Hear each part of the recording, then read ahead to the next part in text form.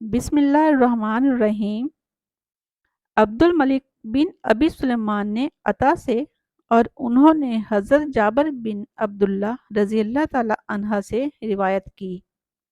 انہوں نے کہا، میں عید کے دن رسول اللہ صلی اللہ علیہ وآلہ وسلم کے ساتھ نماز میں حاضر ہوا۔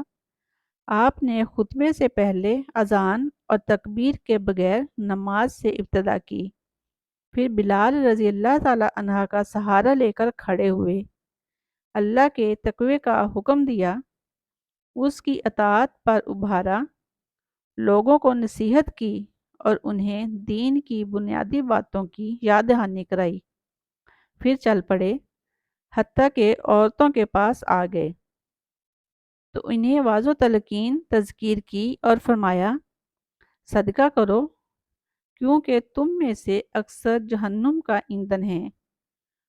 تو عورتوں کے درمیان سے ایک بھلی سیاہی مائل رخساروں والی عورت نے کھڑے ہو کر پوچھا، اللہ کے رسول صلی اللہ علیہ وآلہ وسلم کیوں؟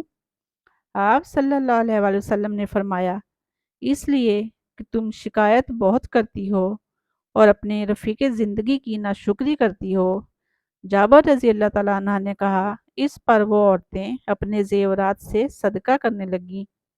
وہ بلال رضی اللہ تعالیٰ عنہ کے کپڑے میں اپنی بالیاں اور انگوٹھیاں ڈالنے لگیں۔